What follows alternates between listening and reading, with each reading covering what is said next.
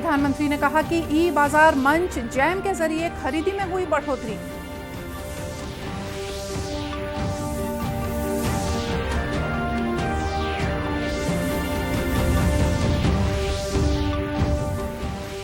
प्रधानमंत्री ने शहीद दिवस पर कोलकाता में विप्लवी भारत गैलरी का किया उद्घाटन।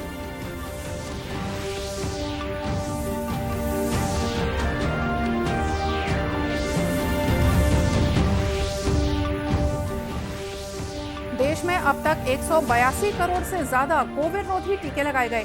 छत्तीसगढ़ में कल मिले कोरोना के 30 मरीज।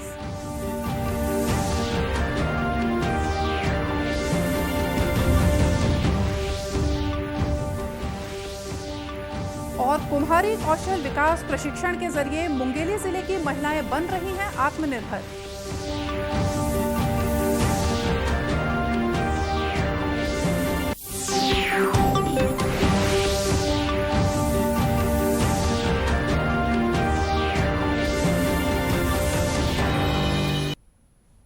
नमस्कार, आप देख रहे हैं दूरदर्शन समाचार। मैं हूं मोनिका शर्मा और आइए अब देखते हैं समाचार विस्तार से।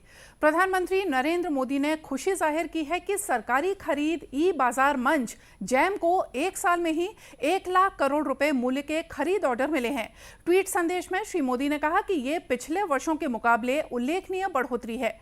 सरकारी ई खरीद मंच जैम विशेष रूप से सूक्ष्म, लघु और मध्यम उद्यम मंत्रालय को सशक्त बना रहा है, जिसमें 57% मूल्य के ऑर्डर एमएसएमई क्षेत्र से आते हैं। जैम सरकारी खरीद एजेंसियों को एमएसएमई विक्रेताओं का चयन करने का विकल्प उपलब्ध कराता है।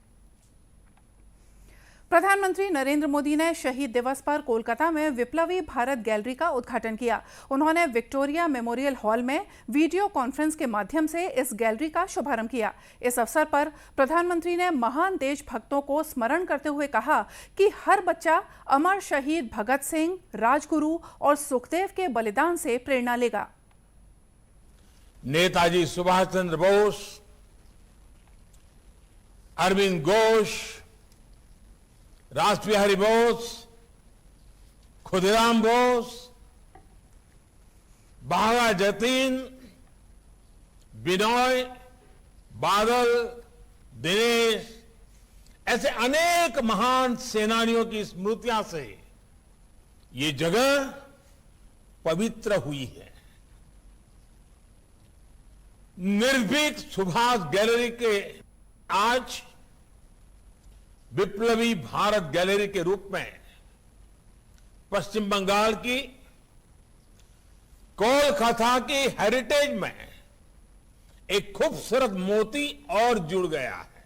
ऑस्ट्रेलिया ने दर्जनों ऐसी मूर्तियां, पेंटिंग्स और दूसरी कलाकृतियां भारत को सौंपी हैं। इनमें से अनेक पश्चिम बंगाल से संबंधित है। पिछले साल भारत को अमेरिका ने भी लगभग 150 कलाकृतियां लौटाई थी। जब देश का सामर्थ्य बढ़ता है, जब दो देशों के बीच अपनत्व बढ़ता है, तो इस तरह अनेकों उदाहरण सामने आते हैं। श्री मोदी ने बीरभूम में हुई हिंसा की घटनाओं के लिए दुख और संवेदना व्यक्त की। उन्होंने आशा व्यक्त की कि राज्य सरकार उन लोगों को निश्चित रूप से सजा देगी जिन्होंने ये जघन्य अपराध किया है। उन्होंने अपराधियों को पकड़ने के लिए राज्य सरकार को हर संभव सहायता देने का आश्वासन दिया। विप्लवी भारत गैलरी उस राजनीतिक और बौद्धिक पृष्ठभूमि को दर्शाती है जिसने क्रांतिकारियों के आंदोलन को प्रेरित किया। राष्ट्रव्यापी टीकाकरण अभियान के तहत देश में अब तक 182 करोड़ और 23 लाख से ज्यादा कोविड रोधी टीके लगाए जा चुके हैं। स्वास्थ्य मंत्रालय ने कहा है कि पिछले 24 घंटों में 41 लाख से ज्यादा टीके लगाए गए। इस दौरान देश में कुल 1938 नए मामले सामने आए। वहीं स्वस्थ होने की दर 98.75% है। पिछले 24 घंटों के दौरान कुल 2531 लोग स्वस्थ हुए। केंद्र सरकार ने राज्यों और केंद्र शासित प्रदेशों को अभी तक 184 करोड़ 7 लाख टीके उपलब्ध कराए हैं। स्वास्थ्य मंत्रालय ने बताया है कि राज्यों के पास 16 करोड़ 67 लाख टीके शेष हैं। इधर छत्तीसगढ़ में कल कोरोना के 30 नए मरीजों की पहचान हुई है। वहीं सक्रिय मरीज 132 हैं। प्रदेश में पॉजिटिविटी दर 0.23% है। प्रदेश के 16 जिलों में कोरोना का कोई भी मरीज नहीं पाया गया है। प्रदेश में कोविड रोधी टीकाकरण अभियान जोर शोर से चलाया जा रहा है। अब तक 3,89,92,000 से ज्यादा लोगों को टीके लगाए गए हैं। आजादी के अमृत महोत्सव के तहत सूक्ष्म और लघु उद्योग मंत्रालय भारत सरकार द्वारा दुर्ग जिले में एक जागरूकता कार्यक्रम का आयोजन किया गया है। इस कार्यक्रम में युवाओं, महिलाओं और अन्य वर्ग के लोगों को केंद्र सरकार की विभिन्न योजनाओं की जानकारी दी गई। साथ ही स्वरोजगार के लिए प्रशिक्षण के बारे में भी बताया गया। इस कार्यक्रम का उद्देश्य लोगों को स्वरोजगार के लिए प्रेरित करना है। इस बारे में एमएसएमई के संयुक्त संचालक राजीव नायर ने बताया कि विभाग की ओर से लोगों को केंद्र सरकार की रोजगार मूलक योजनाओं के साथ ही ऋण प्राप्त करने के बारे में जानकारी भी दी गई।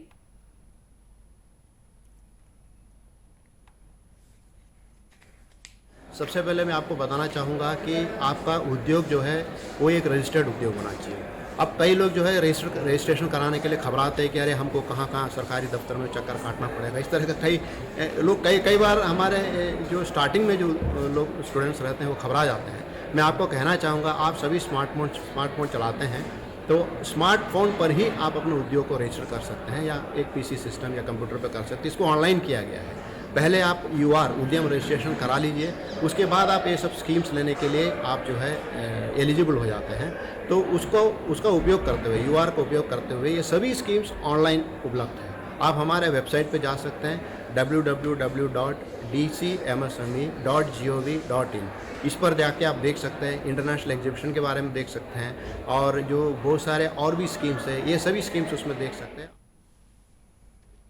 राज्य सरकार के उद्योग विभाग के अधिकारी सिमोन एक्का ने बताया कि केंद्र सरकार के सहयोग से स्थानीय लोगों को लघु उद्योगों का प्रशिक्षण देने का कार्य उद्योग विभाग द्वारा किया जा रहा है। आज़ादी के अमृत महोत्सव के नाम पे ये आयोजन किया गया है। इसमें एमएसएमई और उद्योग विभाग के संयुक्त मिलके हमने ये आयोजन रखा है। इसका मुख्य जो थीम्स है आपने उसमें पढ़ा भी होगा बैनर में, एंटरप्रेन्योरशिप एज करियर ऑप्शन। मतलब आदमी पढ़ता लिखता सब कुछ करता है लेकिन उनके पास ऐसा का ऑप्शन रहता नहीं है कि हम क्या करें। तो उसके लिए हम ऑप्शन देना चाहते हैं कि आप पढ़ लिख के आप नौकरी की तरफ ही नहीं, स्वरोजगार की तरफ, बिजनेस की तरफ उधर जा सकते हैं। इसके लिए हमारा एक ऑप्शन है कि आप एमएसएमई से जुड़ के भी आप एक करियर बना सकते हैं। प्रशिक्षण के तहत लोगों को उद्योगों के साथ ही विपणन के बारे में जानकारी भी दी गई। वहीं सफल उद्यमियों की सफलता की कहानियों के जरिए उन्हें लघु उद्योग लगाने के लिए प्रेरित किया गया। प्रधानमंत्री ग्रामीण विकास योजना के तहत ग्रामीण क्षेत्रों में महिलाओं को स्वरोजगार से जोड़ने के लिए प्रशिक्षण कार्यक्रम चलाए जा रहे हैं। इसी कड़ी में मुंगेली जिले के अखरार गांव में कुम्हारी सशक्तिकरण मिशन के तहत स्व सहायता समूहों की महिलाओं को कुम्हारी कौशल विकास प्रशिक्षण दिया जा रहा है। इसके तहत 20 महिलाओं को 10 दिनों तक निःशुल्क प्रशिक्षण देने के बाद विद्युत चाक मशीनें दी गई हैं। इस बारे में हितग्राही महिलाओं ने बताया कि स्वरोजगार प्रशिक्षण प्राप्त कर अब वे खुद ही कार्य शुरू कर सकेंगी। हमारा 10 दिन के ट्रेनिंग दे हैं सरमन, और दिया, गमला, कुल्हड़ और जो भी डिजाइनर सामान है वो सब पूरा नहीं सीखे हैं, सीख जाएंगे उसको भी। मुंगेली जिले के ग्रामीण सेवा श्रम समिति के संचालक राकेश ठाकुर ने बताया कि महिलाओं को कच्चा माल उपलब्ध कराने के साथ लाल और काली मिट्टी की जानकारी भी दी गई। की MSME khadi village industries commission के माध्यम से अखरार का सिलेक्शन किया गया था और यहाँ पूरे छत्तीसगढ़ में लगभग 100 लोगों का जो टारगेट था उसमें से 20 ये है अखरार का। इसके अंदर में आपका पूरा जो मिट्टी से बनने वाली जो चीज़ें हैं उसका पूरी 10 दिन तक का तकनीकी प्रशिक्षण दिया गया है। इसमें अलग अलग, जैसे आपने देखा होगा यहाँ पर डेकोरेटिव आइटम है, कुल्हड़ है, ये सब सारी चीज़ें यहाँ पर हमारी जो महिलाएं हैं उनको तकनीकी प्रशिक्षण दे करके आज मशीन जो है सौंपा गया है जिला पंचायत सदस्य के माध्यम से। और हमारा ये प्रयास है कि आज के बाद इनके आय में वृद्धि होगी और वो सशक्त होंगे। कुम्हारी सशक्तिकरण मिशन के बारे में जिला पंचायत सदस्य शीलू साहू ने बताया कि केंद्र सरकार द्वारा संचालित ये योजना अब महिलाओं को आत्मनिर्भर बनाने में कारगर साबित हो रही है। ये पूरा कार्यक्रम जो है प्रधानमंत्री मोदी जी की जो ड्रीम प्रोजेक्ट्स है, जितने मिशन चल रहे हैं, उसमें से एक मिशन है कुम्हारी सशक्तिकरण मिशन। उसके तहत कुम्हारी कौशल विकास प्रशिक्षण दिया गया 10 दिन का। वो भी एक मोदी जी का ड्रीम प्रोजेक्ट है कि कुम्हारी जितने भी कुम्हार हमारे भाई बहन हैं, हमारी बहनों को प्रशिक्षण देकर उनको सशक्त किया जाए, उनके अर्थव्यवस्था को मजबूत किया जाए। उसी के तहत ये एक पूरा ट्रेनिंग रखा गया था और ट्रेनिंग के दौरान ये आज लास्ट डे है ट्रेनिंग का। ट्रेनिंग के लास्ट डे में हम इनको विद्युत चाक मशीन का वितरण कर रहे हैं ताकि ये जो पारंपरिक तरीके से बनाते थे उससे ज़्यादा अच्छे तरीके से बना सकें। कुम्हारी कौशल विकास के तहत प्रशिक्षण लेकर ये महिलाएं कुल्हड़, गुल्लक, फूलदान और दूसरे मिट्टी के बर्तन आसानी से बना रही हैं। इससे वे अपनी आमदनी बढ़ाने के साथ ही आत्मनिर्भर भारत की परिकल्पना को साकार कर रही हैं। आजादी के लिए भारत का संघर्ष आधुनिक विश्व के महानतम संघर्षों में से एक है। दूरदर्शन समाचार इतिहास की धारा बदलने वालों की झलक रोजाना आपके लिए लेकर आता है। आज की इस कड़ी में हम बात कर रहे हैं क्रांतिकारी संगठन अनुशीलन समिति के गठन के बारे में। 24 मार्च 1902 को बंगाल प्रेसिडेंसी में स्वतंत्रता सेनानी प्रमथनाथ मित्र ने क्रांतिकारी संगठन अनुशीलन समिति का गठन किया था।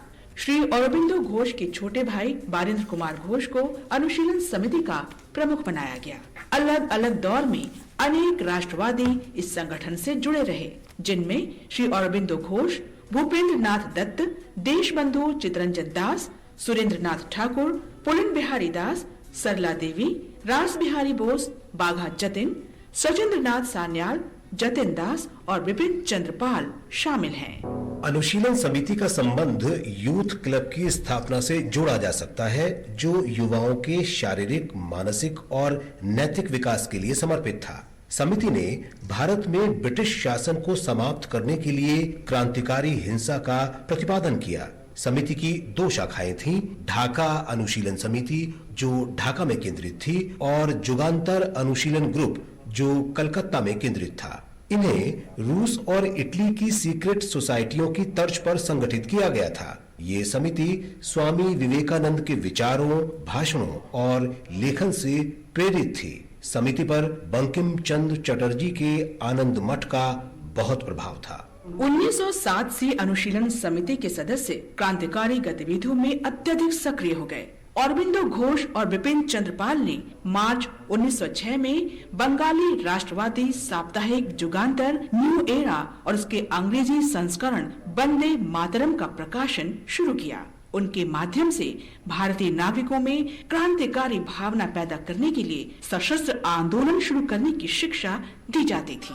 मुजफ्फरपुर में हत्या बंगाल के क्रांतिकारी हिंसक इतिहास में सबसे अधिक प्रसिद्ध घटनाओं में शामिल है। उसके बाद खुदीराम बोस और प्रफुल्ल चाकी बंगाल की जनता के नायक बन गए। बाद में कलकत्ता के मानिक टोला गार्डन में बम बनाने के कारखाने का पता चला तथा कथित अलीपुर षड्यंत्र केस में बारेंद्र कुमार घोष पर मुकदमा चलाया गया। अलीपुर केस के बाद कई गिरफ्तारियां हुई और अनुशीलन समितियों के कार्यालयों में छापे मारे गए। अनुशीलन समिति की क्रांतिकारी गतिविधियों से सचेत होकर अंग्रेजों ने उसे कुचलने के कई प्रयास किए। समिति और गदर पार्टी की गतिविधियों के कारण डिफेंस ऑफ इंडिया एक्ट 1915 लाया गया। प्रथम विश्व युद्ध के बाद क्रांतिकारी गतिविधियों से निपटने के लिए कठोर रॉलेट एक्ट बना।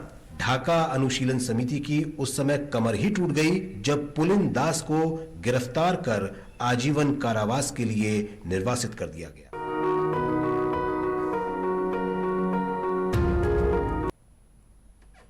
और इसी के साथ ये समाचार बुलेटिन यहीं समाप्त हुआ। नमस्कार।